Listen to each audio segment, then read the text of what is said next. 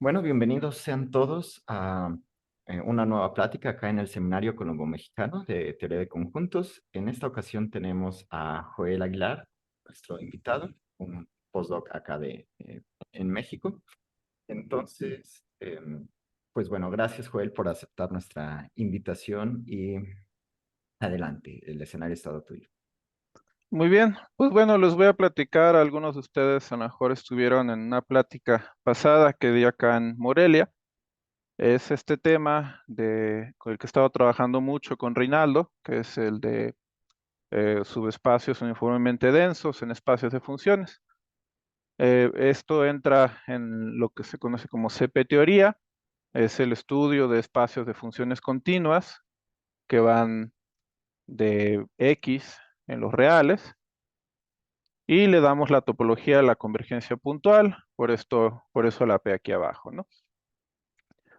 Y bueno, algo que se me pasó mencionar en aquella ocasión, pero pues que ahorita es pertinente, es de que los espacios de Tikhonov se considera que capturan a toda la CP-teoría, en el sentido de que si yo tengo un espacio X arbitrario, entonces va a existir una imagen continua Y, que sí es un espacio de Tikhonov, y tal que CP de X y CP de Y son topológicamente isomorfos, en el sentido de que existe un morfismo, que es biyección, que es continuo, que separa a, sumas, productos, etcétera, ¿no? Entonces, en ese sentido, estos espacios son indistinguibles.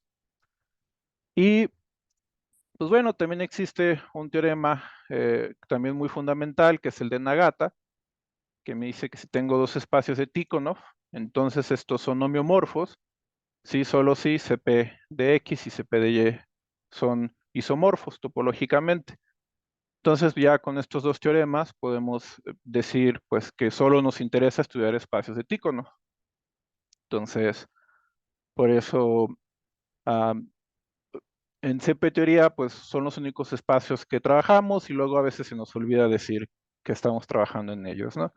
Y eso causa a veces duda para alguien que no esté al tanto de estos dos resultados. Y bueno, primero lo que nosotros buscamos, pues necesitamos hablar mucho de estas funciones cardinales y, y son importantes precisamente porque aquí en esta teoría se encuentran muy presentes. Primero tenemos lo que es el peso de un espacio X es el mínimo de las cardinalidades de capa, tal que hay una base de tamaño capa, ¿no? En X. Y el carácter, pues a lo mejor le suena más conocido. Cuando nosotros tenemos una base local, pues buscamos el mínimo dentro de un puntito X. Pues es lo mismo mínimo, pero en base local, ¿no? Y el carácter del espacio, pues ahora es el supremo de estas um, caracteres locales, ¿no? Entonces es el supremo de estos otros números. Y bueno, en espacios de funciones con CP, pues tenemos que el peso es igual al carácter y esto es igual a la cardinalidad del espacio X. Entonces estos espacios, pues bueno, podemos ver de que, pues de hecho tienen que ser homogéneos. Y aquí sucede una cosa curiosa y es de que su peso de red coincide con el peso de red X. El peso de red es como el peso, solo que aquí estamos midiendo el tamaño de una red. Y una red, pues es como una base, solo que sus elementos no tienen que ser abiertos, ¿no? Entonces, N es una red de X de tamaño capa. Y bueno, como en una base, cuando nosotros tenemos un abierto, y tenemos una base B caligráfica, digamos, podemos expresarlo como una subfamilia. En el caso de las redes, si yo tengo una red, pues pasa lo mismo, ¿no? Cualquier abierto lo puedo expresar como una subfamilia. y con la diferencia en que pues, estos elementos de las redes no tienen que ser abiertos. Eh, Esto pues nos lleva a la conclusión trivial de que el peso de red de un espacio siempre es menor o igual que su peso. Y pues bueno, estos dos igualdades que entran en esta categoría de lo que se le conoce como teoremas de dualidad, pues nos dice que el peso de red de un espacio de funciones, pues más o menos siempre es chiquito, mientras que el peso depende mucho del tamaño del espacio que tenemos acá abajo, no del X. También tenemos esta otra desigualdad. Aquí tenemos otros cardinales, otras funciones cardinales. La densidad es el mínimo del tamaño de un denso, ¿no? D está en X y es denso.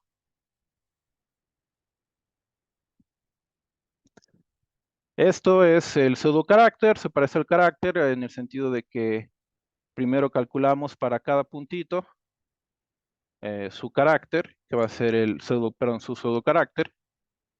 Mínimo, cardinalidad de alguna familia U, tal que U es de abiertos. Y su intersección es el puntito. Y ya luego, para calcular el carácter de todo el espacio, pues tomamos el supremo de estos, ¿no?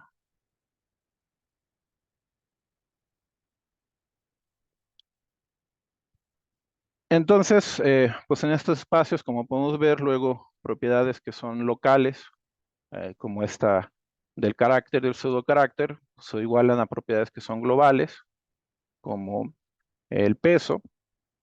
Aquí tenemos otro número, otra invariante cardinal, que es el I peso. Y este también tiene relación con el peso, en el sentido de que es el mínimo de los pesos, tal que X se condensa en Y, es decir, existe una biyección continua. Existe una biyección continua de X en Y. Y pues bueno, es igual evidente que el I peso tiene que ser menor que el peso del mismo espacio. Y no tan evidente, pero igual no es complicado demostrar que de hecho el I peso de un espacio siempre es menor o igual que su peso de red. Una forma en la que podemos interpretar esto del I peso, pues es el peso de una topología más débil, ¿no? Si tenemos una biyección continua, tomamos imágenes inversas de abiertos, tenemos una topología generada en X, entonces pues tenemos una topología que es más débil que la original, entonces lo que esto está midiendo es el tamaño de la topología más débil, ¿no? Entonces, por ejemplo, un espacio que tenga I peso numerable, pues tiene una topología más débil que segundo numerable. Y bueno, y tenemos acá su versión dual. Tenemos que la densidad del CP de X es igual al I peso. Aquí ya no podemos incluir el pseudocarácter, pues porque en los espacios arbitrarios, pues no necesariamente tenemos esta igualdad, ¿no? Que sí tenemos en espacios de funciones que son bastante homogéneos. También tenemos esta otra desigualdad, igualdad también muy importante. Aquí te introducimos dos números, que es el primero, es la T, que es la estrechez. Y esto es, podemos verlo como el mínimo cardinal kappa, tal que para todo A subconjunto de X, yo tengo que su cerradura la puedo llenar con los subconjuntos chiquitos de tamaño kappa.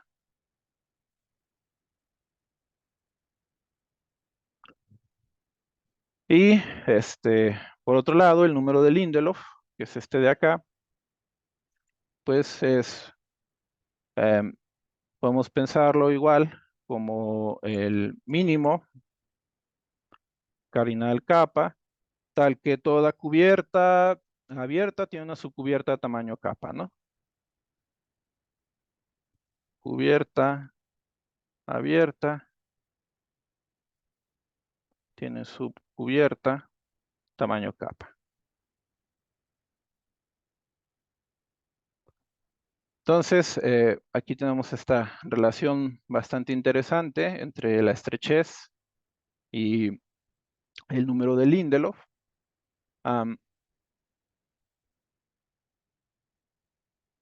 Y esto del número de Lindelof, bueno, como estos le decimos teoremas de dualidad, pues resulta que siempre hay como una relación, una especie de dualidad entre la versión de CP y la versión en X. En este caso, tenemos que el número de Lindelof del CP es mayor o igual que el supremo de estas estrechez. Esta es una desigualdad, no tenemos la igualdad estricta y pues todo un problema en espacios de funciones, pues caracterizar todo este asunto del número de Lindelof o caracterizar, por ejemplo, cuando un espacio de funciones es de Lindelof, ¿no? ¿Qué propiedades necesitamos en X para garantizar que nuestro CP sea de Lindelof? Es un problema muy difícil, sigue abierto, pero bueno, pues la idea es de que, o la esperanza es de que existe alguna igualdad como aquí arriba, ¿no? Que esté bonita en este sentido, que podemos escribirlo como una ecuación de funciones cardinales.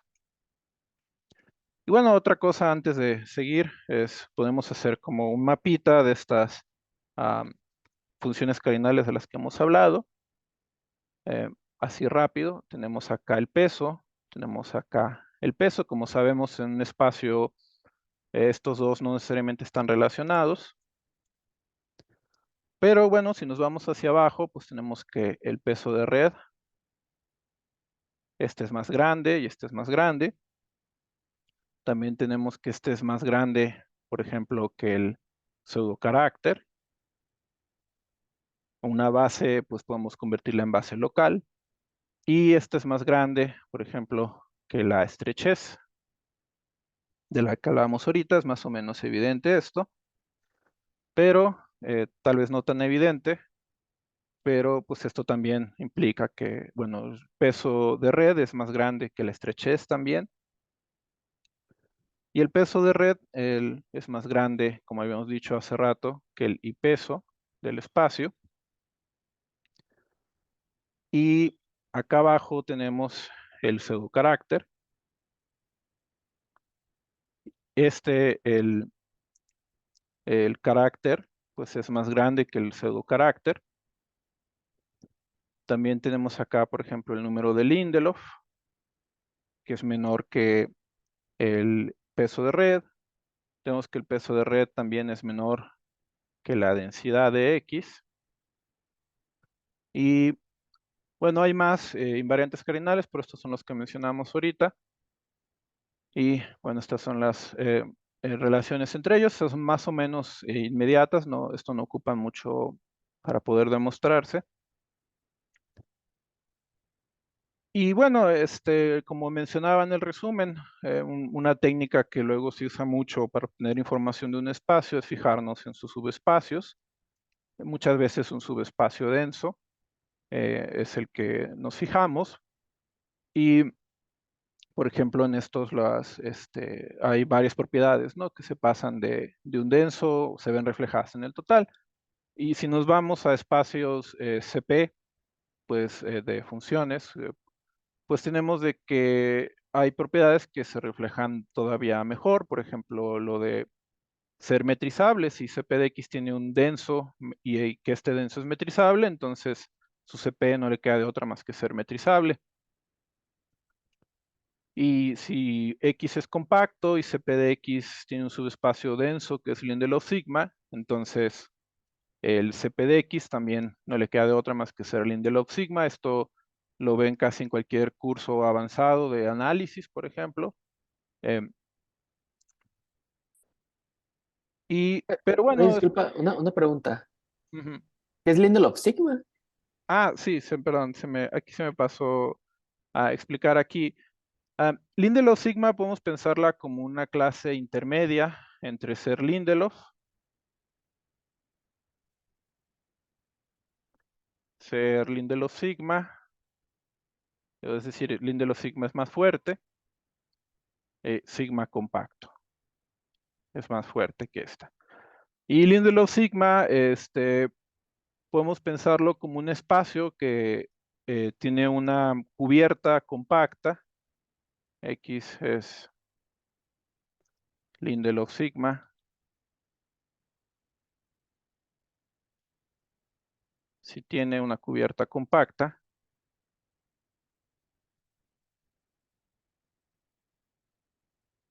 Y una red numerable para esa cubierta. Una red para la cubierta en el sentido de que si yo agarro cualquier elemento de esta cubierta compacta y que está contenido en un abierto, pues existe un elemento de la red que se mete aquí en medio, ¿no? Y bueno, que sea una red numerable, pues esto nos limita el tamaño, ¿no? De esta cubierta compacta a que sea de tamaño continuo, ¿no? Entonces podemos pensar a los Lindelof sigma como que son un espacio que es una unión de una cantidad continua de compactos, pero que los podemos controlar por medio de esta red numerable, ¿no? Podemos controlar su comportamiento. De alguna manera, pues se portan como si fueran puntos, ¿no? Entonces, pues por esa razón, esto se queda aquí en medio. Los Lindelof sigma se portan mejor que los espacios de Lindelof. Por ejemplo, el producto de espacios Lindelof sigma, incluso producto numerable, sigue siendo Lindelof sigma. Y pues eso no pasa con los Lindelof, ¿no? Incluso el producto de dos Lindelof ahí ya no se sube la propiedad. Y bueno, son espacios que aparecen mucho también en temas que tienen que ver entre topología y análisis, ¿no? Y bueno, como les empezaba a mencionar ahorita, las subespacios densos, aunque pues se portan bien, no reflejan todas las propiedades. Por ejemplo, si yo tomo un discreto, su espacio de funciones continuas, pues resulta ser el total, ¿no? R a la X, toda la función es continua de un discreto en los reales, ¿no? Entonces, pues puedo tener esta igualdad, ¿no? Incluso aquí como una igualdad. CP de X es R a la X. Y pues bueno, sabemos que R a la X tiene un subespacio que es denso y sigma compacto. En particular, esto sería el sigma producto chiquito, lo que le conocemos de esta forma. Generalmente un sigma producto lo centramos alrededor de un punto. Aquí podemos considerarlo cualquiera, pero en particular del 0, para hacernos las cosas más fáciles. Y serían los elementos phi en R a la X, tal que su soporte, ahorita digo que es el soporte, es finito. Y el soporte, pues vendrían haciendo las coordenadas en que esta phi es distinta de 0, ¿no? Entonces serían los x en x, tal que phi de x es distinto de 0. Entonces, pues bueno, este espacio yo lo puedo expresar como una unión de compactos. De hecho, es más o menos intuitivo de que si yo parto esto como la unión de los subespacios con soporte de tamaño n en específico, pues cada uno de estos va a ser compacto y pues este espacio es la unión de aquellos, ¿no? Y este espacio sigma compacto también tiene una propiedad que es la de Frechet-Urizon. Esta propiedad nos dice que si yo tengo X Frechet-Urizon, si yo tengo un puntito, bueno, si para todo A su conjunto de X, yo tengo un puntito en su cerradura, entonces lo puedo alcanzar por una sucesión, ¿no? Entonces, existe una sucesión en A que converge al puntito. Y pues si se dan cuenta, estos espacios de Frechet-Urizon, pues en particular son estrechos, ¿no? De acuerdo a esta definición que teníamos acá atrás de estrechez, aquí arriba, pues de que cualquier subconjunto de X lo puedo representar a su cerradura como la unión de las cerraduras de subconjuntos chiquitos. pues entonces su espacio Frechet-Horizon, pues no le queda otra más que tener estrechez numerable, ¿no? Cualquier punto en la cerradura lo puede alcanzar por una sucesión. Entonces, pues bueno, su conjunto de este espacio R a la X, pues resulta que es bien portado, pero el CP de X, pues es mal portado, ¿no? R a la X tiene casi cualquier cosa que nos imaginemos en cuestión de invariante cardinal muy grande. Entonces, por ejemplo, la estrechez, como vimos hace ratito, de CP de X, bueno, de una vez voy a poner R a la X. Bueno, vamos a poner R a la capa para que sea más evidente. Pues es el supremo de aquellos números de Lindelof. Aquí, pues un discreto de tamaño capa elevado a la n, ¿no? Y bueno, un discreto de tamaño capa, pues evidentemente no es de Lindelof, no tiene esta propiedad. Entonces, pues, de hecho, su número de Lindelof corresponde con su cardinalidad, ¿no? Entonces, la estrechez de R a la capa es capa, por lo tanto, CP de un discreto, pues puede ser arbitrariamente grande, mientras que todos tienen un subespacio que es incluso Frechet-Horizon. Y bueno, también, como habíamos visto, esto de sigma compacto, pues no se traduce en nada en R a la X, ¿no? R a la X no tiene ninguna propiedad de tipo compacidad que sea interesante o que sea no trivial. Y incluso para un X suficientemente pequeño, digamos el tamaño continuo, pues R a la X tiene un denso numerable, ¿no? Entonces, incluso tener un denso numerable no me implica nada sobre el tipo de espacio que tengo acá, ¿no? Atrás. En este caso sería un discreto. O en el R a la X mismo, ¿no? Y bueno, pues podemos hacer lo de seguir con esta idea de buscar subconjuntos del espacio que se porten bien y ver eh, qué implican en el espacio total. Pues bueno, podemos irnos un poco más grandes y ahora sí hablar de estos espacios que serían uniformemente densos. Aquí podríamos resumir esta definición como que A en CP de X es uniformemente denso si es denso en la topología uniforme, ¿no? Pero para no hacernos bolas, pues simplemente vamos a definir uniformemente denso como que podemos aproximar cualquier función de continua por una función de nuestro conjunto A, ¿no? En este sentido de que está tan cerca de ella en todos los puntos, ¿no? Una distancia epsilon. Y nos olvidamos de la topología uniforme, ¿no? Simplemente decimos esto, es uniformemente denso si aproximamos cualquier cosa, ¿no? No necesitamos topología para definir esta propiedad. Y, pues bueno, esto ahora podemos considerar los subespacios uniformemente densos de CP de X y ver cómo se portan sus propiedades respecto a las del espacio grande. Y pues la primera y más evidente, pues es que si algo es denso en la puntual, pues es denso en la uniforme, ¿no? Entonces un uniformemente denso también es denso, ¿no? Digo, un denso en la uniforme es denso en la puntual. Y el ejemplo trivial que todos conocemos, pues es los polinomios, ¿no? Cuando vemos primeros cursos de análisis o de topología, pues vemos el teorema de Stone-Weierstrass, que nos dice de que bajo ciertas propiedades, una familia de conjuntos, un álgebra, podemos considerarla como que aproxima cualquier función de manera uniforme, pues en particular los polinomios, ¿no? Y esto sobre un compacto, ¿no? Evidentemente, para aplicar el teorema de Stone-Weierstrass. Y bueno, pues, ¿qué propiedades o ventajas tiene trabajar con uniformemente densos? Pues, Kachuk investigó esto por ahí a principios de los 2000 y encontró que, pues, de hecho, muchísimas, ¿no? Para empezar, el peso de red de un uniformemente denso coincide con el peso de red del espacio total, la densidad coincide, la estrechez también van a coincidir, y el spread de un espacio se define como el supremo de la cardinalidad de los discretos, ¿no?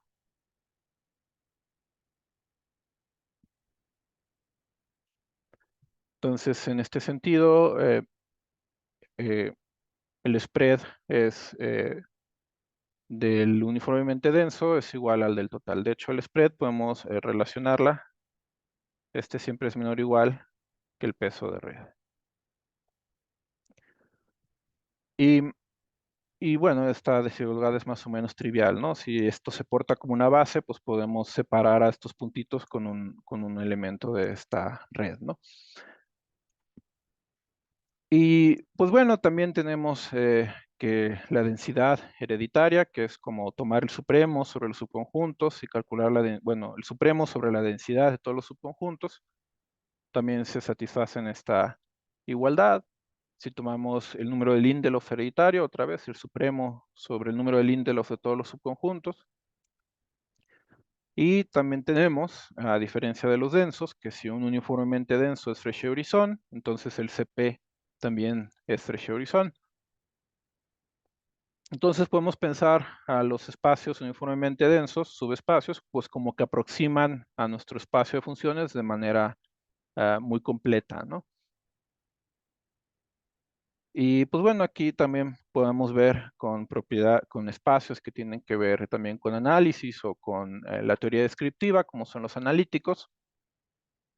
Si A es analítico, entonces CP también debe ser analítico. Si A es canalítico, entonces CP también es canalítico. Aquí canalítico es también, así como el Lindelof sigma y Lindelof, pues metemos una clase, solo que aquí es más débil. Para definir canalítico, primero definimos lo que es un espacio, vamos a decir X, es K sigma delta. Si X se puede representar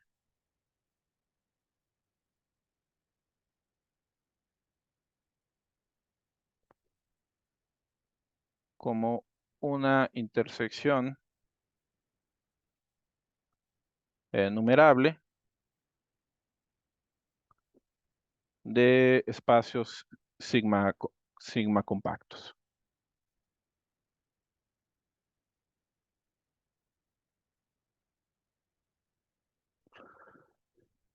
Y pues bueno, esta es una propiedad interesante en sí mismo. También hay partes de la teoría descriptiva donde se estudian estos. Y pues bueno, de aquí de entrada vemos que, por ejemplo, los sigma compactos pues son K sigma delta, ¿no? Pues una intersección de sí mismo, pues de manera arbitraria, ¿no? Y un espacio canalítico es simplemente una imagen continua de uno de estos, ¿no? Entonces, dices K analítico, si es imagen continua de un K sigma delta. Entonces tenemos como la misma situación. Aquí estos pues, van a ser nuestro polaco si estamos tomando el análogo, ¿no? Y Una pues bueno, en el caso de los Lindelof sigma, pues tenemos que la propiedad también se pasa al CP, ¿no? A es Lindelof sigma, entonces el CP es Lindelof sigma. Ya teníamos que esto se pasaba para densos, pero pues, necesitábamos maquinaria más pesada, pues por ejemplo necesitábamos que el espacio X fuera compacto, ¿no?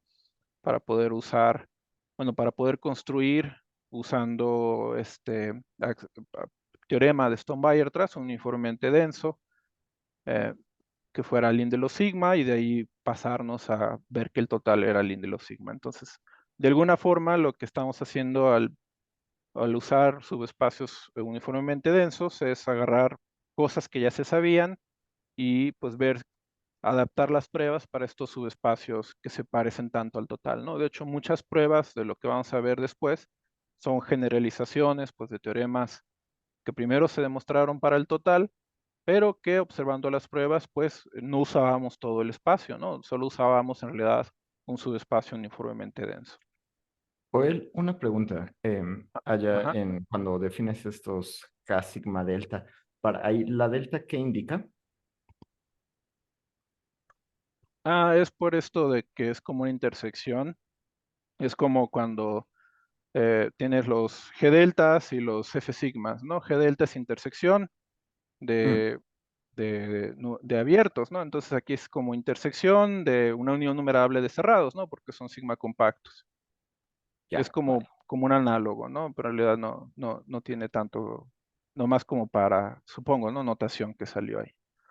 Esos espacios, no sé exactamente en qué contexto surgieron, solo sé que pues, se han usado en el contexto de espacios que salen del análisis, ¿no? No sé si tendrán aplicación de manera como más directa en el caso de la teoría descriptiva. Y bueno, como decía, bueno, vamos a definir lo que es capa estable. eh, y esta definición es importante por un teoremita que vamos a mencionar más adelante. Tenemos que un espacio A es capa estable. eh, Aquí capa siempre es un cardinal. Y esto va a ser si cumple que para cada imagen continua,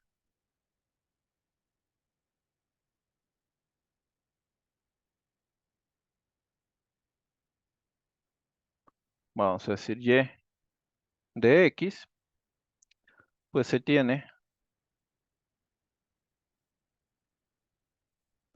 que su I peso sea menor o igual que capa, implica que el peso de red también es menor o igual que capa.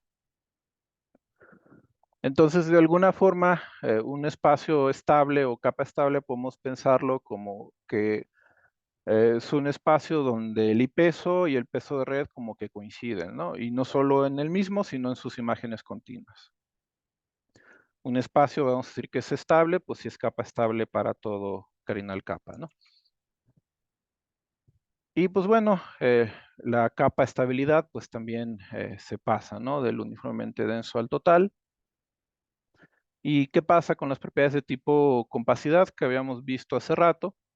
Pues bueno, si A es sigma pseudo compacto, pues entonces X es pseudo compacto. Entonces de aquí ya vemos de que una propiedad relativamente débil de tipo compacidad se traduce pues en que X ya es pseudo compacto, ¿no? Si A es sigma numerablemente compacto, entonces X no le queda de otra más que ser compacto. Y si A es numerable, entonces X no le queda de otra más que ser compacto y metrizable. Entonces, tener un uniformemente denso numerable impone una restricción muy fuerte. Y pues bueno, ya hemos visto pues que hasta ahorita que los uniformemente densos reflejan casi todo, pero pues obviamente no podían reflejar todo, ¿no? Si no sería la teoría de los uniformemente densos, sino la de los CPs. Pues bueno, el primero, propiedad que falla, pues es la del pseudocarácter de la que hablamos hace rato. Si tomamos una compactación unipuntual de un puntito, esto fue, lo demostró Kachuk en este artículo donde demostró todas estas otras cosas. Dio este ejemplo. Si tienes un discreto, le das una compactación unipuntual, entonces su CP tiene un uniformemente denso de su carácter numerable, mientras que, si recordamos, el pseudocarácter de CP de un espacio es igual a la densidad del espacio, ¿no? Entonces, pues, ¿qué densidad tiene una compactación unipuntual? Pues bueno, para empezar, tiene una cantidad continua de puntitos aislados, pues por lo tanto no le queda de otra más que ser igual a capa, ¿no? La densidad de este espacio. Entonces, el pseudocarácter de este CP, pues es bastante grande, pero pues tiene uniformemente denso su carácter numerable, ¿no? Entonces, esta propiedad ya no se traduce del uniformemente denso al total. Y pues bueno, cuando yo hice mi trabajo doctoral con Kachuk, él me dijo, pues bueno, continúa trabajando en esto y verifica que otras cosas también fallan, ¿no?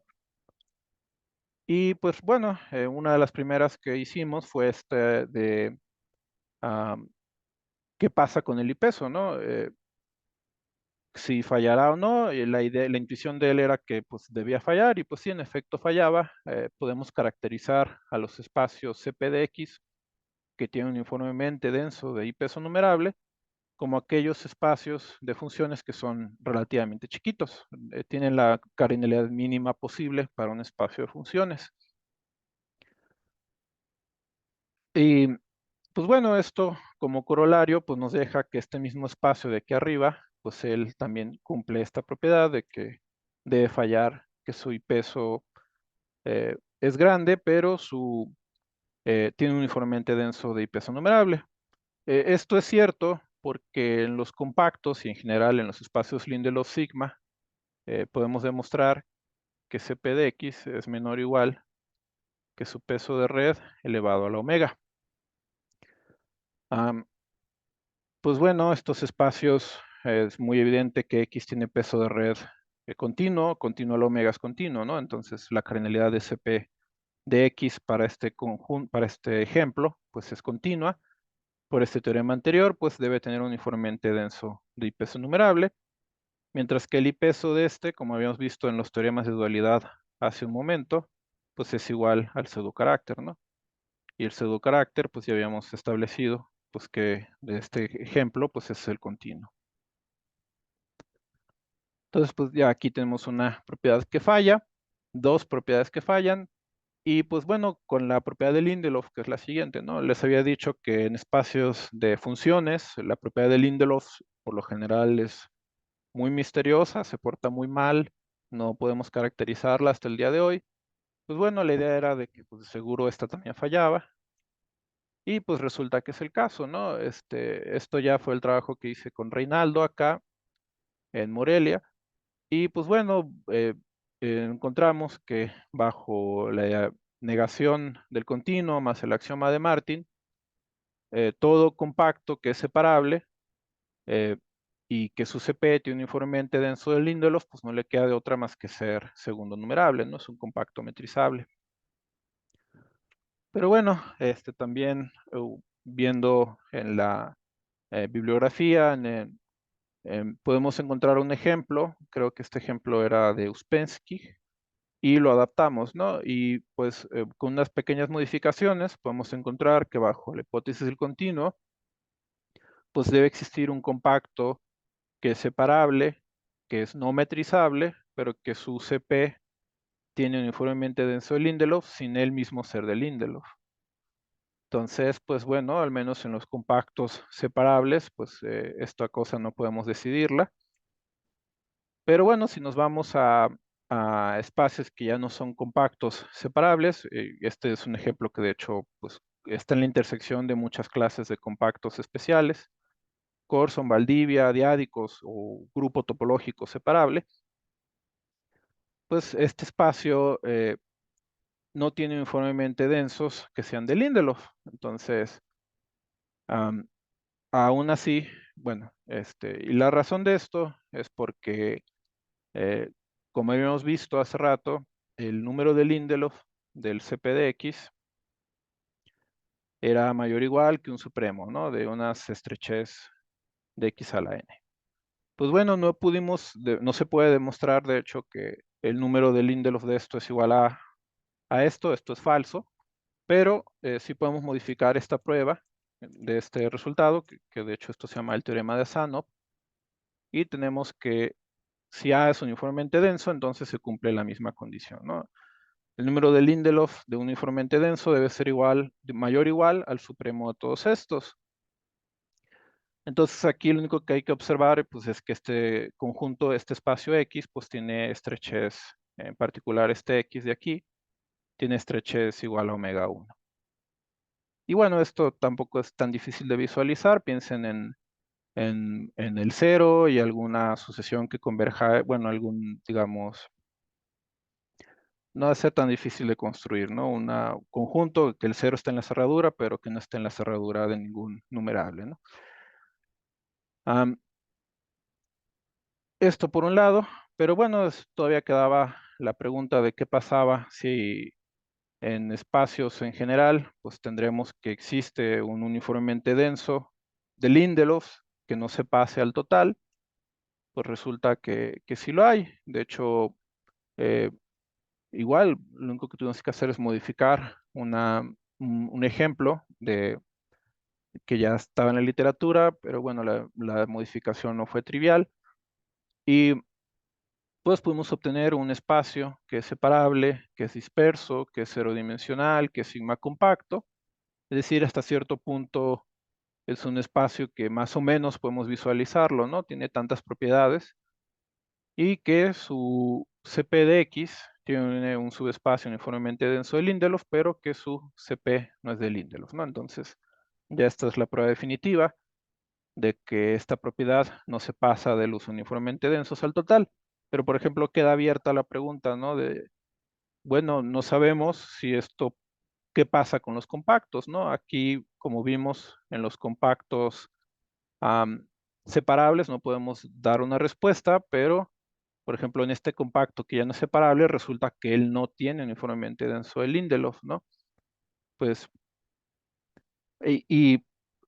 obviamente hay espacios CPs que sí son de Lindelof, por ejemplo, si pensamos en compactos bien portados, como los de Everlane, que también vienen del análisis, pues estos eh, compactos, su CP sí es Lindelof, ¿no? Entonces, aquí queda la pregunta abierta si esta pregunta, pero restringida a los compactos, será cierta o no será cierta, ¿no?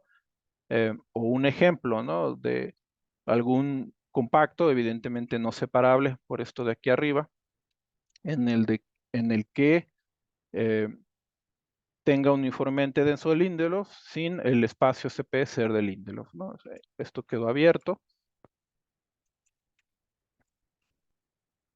Y bueno, este ejemplo que tenemos, que dimos Reinaldo y yo, pues en los espacios de funciones se intersecan muchas propiedades, en particular ser normal es lo mismo que el supremo de sus discretos cerrados tenga que ser numerable. Entonces, y hay otro teorema muy importante de Baturo que nos dice que en los Lindelof sigma, en particular en los sigma compactos, el número de Lindelof del espacio coincide con el extent. Entonces, pues bueno, ya esto nos da como corolario que tenemos un ejemplo de un espacio que tiene un uniformemente denso de Lindelof, sin que el CP total sea ni normal, ni de extent numerable, ni de Lindelof, ¿no? Entonces, con este ejemplo matamos 3 preguntas abiertas. Y pues bueno, quedan más cosas por responder. Esto ya luego trabajamos con el profesor Kachuk con el tema de la real compacidad. Un espacio es real compacto si se encaja en algún producto de rectas reales.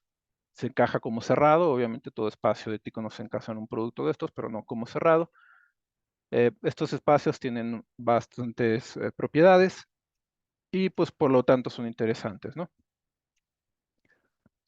Y estos son preliminares para poder dar este ejemplo.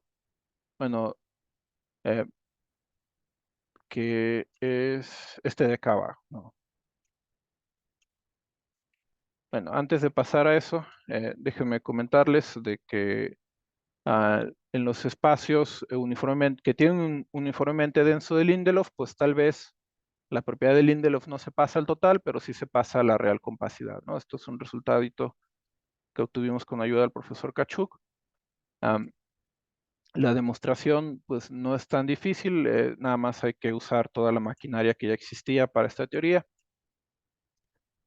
Y pues también tenemos ejemplos de compactos, tal que su CP no es real compacto, pero que sí tiene un uniformemente denso que es real compacto, ¿no? Eh, en este caso es un compacto bastante conocido, entonces pues la real compacidad en general no se pasa, ¿no? Pero pues investigando esto, buscando primero ver si, buscando este ejemplo, pues resulta que también nos dimos cuenta que no conocíamos ningún ejemplo de un CP que no tuviera ni un solo uniformemente denso real compacto. Entonces, pues de ahí surgió la pregunta, ¿será que todo CP tiene uniformemente densos real compactos?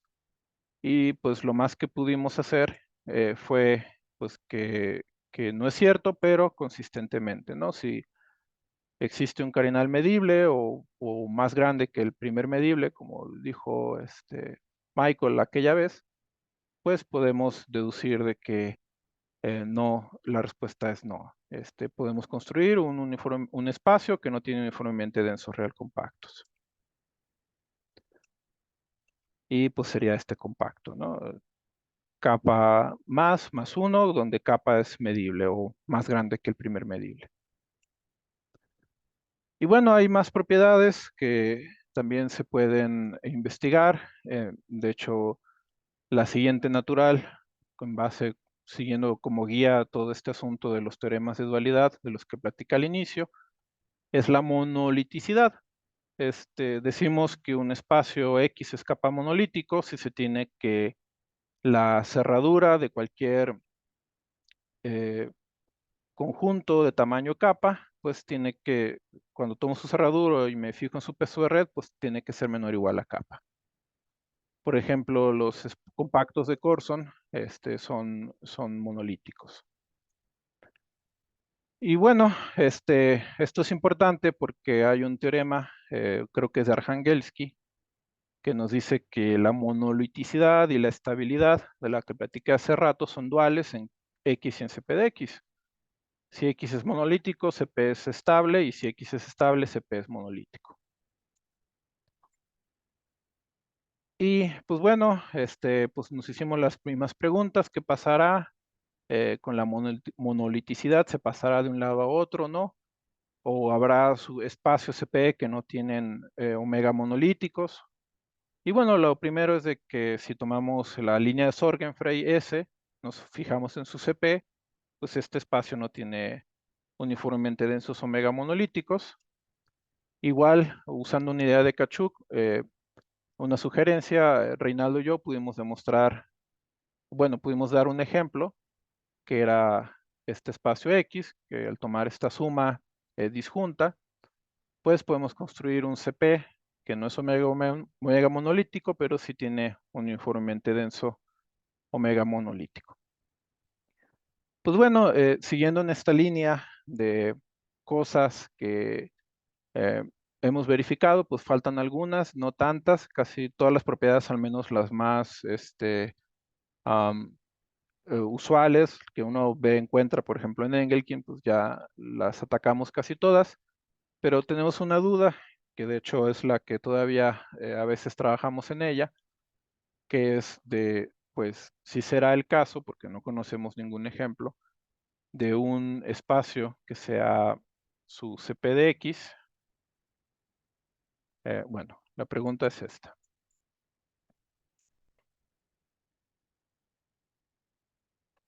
¿Es cierto que todo espacio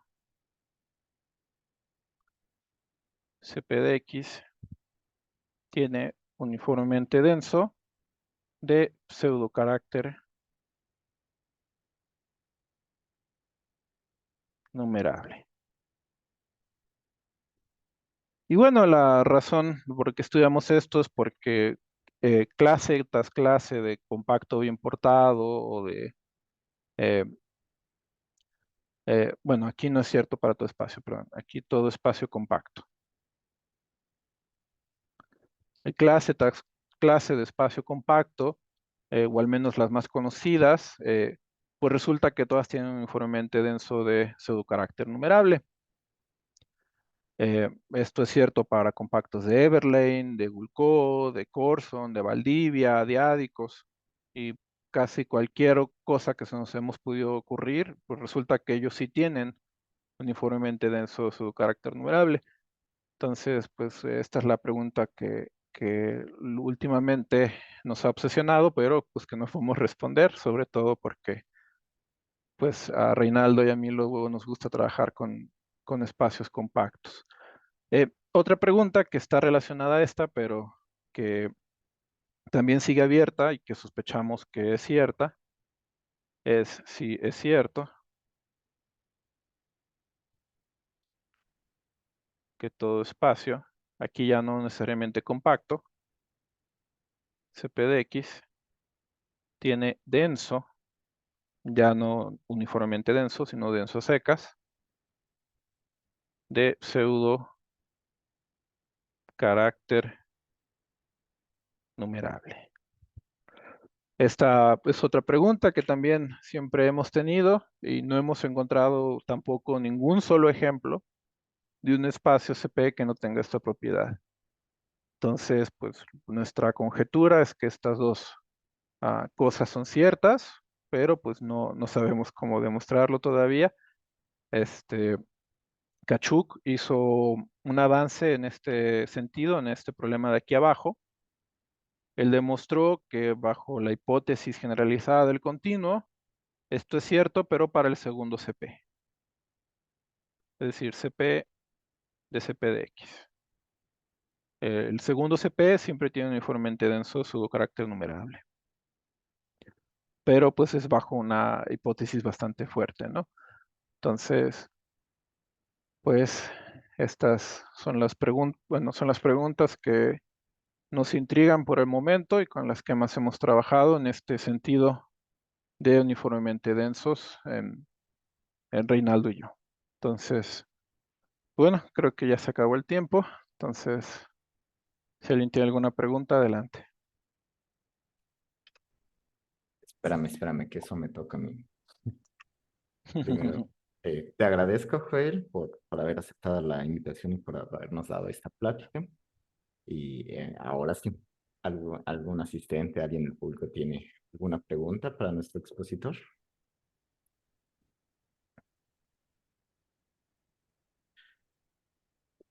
Bueno, yo quiero hacerte un par de preguntas, Joel.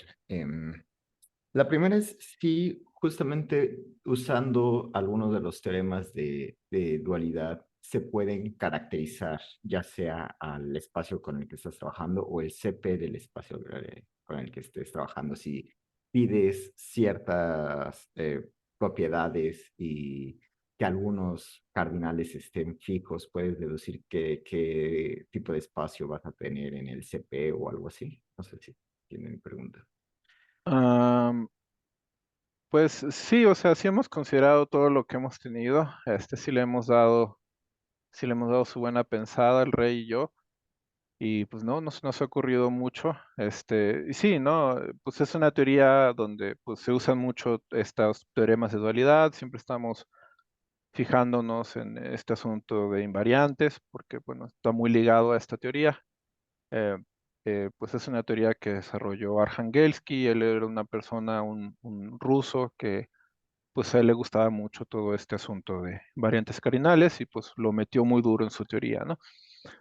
De hecho, hay un teorema, el teorema más famoso de él, o sea, él tiene muchísimos, pero el más famoso de él es una ah, igualdad cardinal en este sentido, ¿no? Él demostró que el cardinal de un espacio siempre es menor o igual que el pseudocarácter multiplicado por el número de Lindelof multiplicado por la estrechez, creo.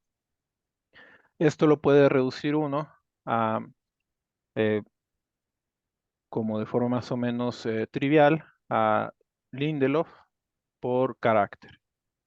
Entonces, por ejemplo, él demostró, usando este resultado, que los compactos, bueno, los compactos tienen número de Lindelof igual a omega, ¿no? Y entonces demostró que los compactos que son primero numerables tienen que ser de cardinalidad continua, ¿no? Entonces, este fue un problema abierto que, que estuvo muchos años, ¿no? Como 30, 40 años, estamos hablando a mediados del siglo pasado, ¿no? Y pues él resolvió con esto, ¿no? Entonces a este señor le gustaba mucho todo este tema de invariantes cardinales y pues está muy presente, ¿no? En su teoría que construyó de esta de espacios de funciones CP. Correcto. Y bueno, la siguiente pregunta es a lo mejor un poco trivial, pero es sobre el pseudocarácter. Si Ujú. este siempre existe, ¿no? Dijiste que era la mínima cardinalidad de una familia de abiertos, que Sí, te dan uno. ajá, si un espacio tiene pseudocarácter numerable, puedes pensarlo como que todos los puntitos son G delta, ¿no? Ajá, bueno, sí, pero decías que estábamos trabajando en espacios díconos, ¿no? Entonces, Ujú. bueno, no sé si ya estabas ahí considerando que fuera también Sí, T1. pues entonces Sí, sí, son todos son de cerrados, Ticon. no tanto. Ujú. Ok, sí, entonces eso para saber si siempre existía, ¿no? Como que me causa ahí un poco de ruido. Sí, bueno, o sea, en ese caso lo que estamos midiendo pues es el tamaño, ¿no? De estas, eh, eh, si yo tengo un puntito X, pues mido el mínimo cardinalidad, digamos, de una familia U de abiertos, y la intersección de U es el puntito, ¿no? Entonces, eh, pues sí, si un espacio tiene su carácter numerable, entonces podemos pensar que todos los puntitos son G delta, ¿no? Entonces, pues eso, hemos tenido pues muchos problemas para traducirlo, por ejemplo, en el CP, ¿no? Cuando estamos en CP de X, tener un puntito en un subespacio que tiene su carácter numerable significa pues esto, ¿no? Que es G delta. Pero por las bases que tenemos en espacios de funciones, pues significa que este puntito, que esta función, puedo distinguirla por una cantidad numerable de entradas, ¿no? Del resto de funciones, por el tipo de abiertos que tenemos, ¿no? Un abierto canónico en un espacio de funciones, pues agarro un puntito, agarro un conjunto finito de puntos y un épsilon, ¿no? Entonces, todos los funciones G que están en esta vecindad, pues son las que difieren de F en este conjunto finito una instancia épsilon, ¿no? Entonces, pues que un puntito tenga pseudo carácter numerable, pues se traduce en que puedo distinguir a esta función f del resto por una cantidad numerable de entradas, ¿no? Mm. Entonces, pues a final de cuentas, pues esto es como que un asunto más que nada, em, nada más como cuestión de tamaños, ¿no? Como de combinatoria, ¿no? Como qué funciones puedo construir usando ciertos principios combinatorios y ciertas cualidades del espacio, ¿no? Am, y la cosa es de que, pues, traducir esto en propiedades de un subespacio Y con pseudo carácter numerable y Y en CP de X, pues no hemos visto como una forma evidente, ¿no? De que reflejar esta propiedad en un subespacio de X o en X mismo, ¿no? A diferencia de todas las otras propiedades, pues sí podíamos hacer eso, ¿no? Incluso mencioné hace rato de que el número de Lindelof de un uniformemente denso, pues es mayor que el supremo de estos Tx a la n, ¿no? Entonces, Ujú. siempre podíamos como que usar el espacio base, el espacio X, para decir algo, ¿no? Sobre los subconjuntos de CP. Pero en este caso, como que no. O sea, entonces este ha sido como yo creo el mayor problema que hemos tenido y por lo que no hemos podido responder estas dos preguntas, ¿no? Correcto. Ok, sí, sí, me da más idea de cómo funciona esto del pseudo carácter. Ok, pues no sé si alguien más tenga alguna duda, algún comentario para Joel.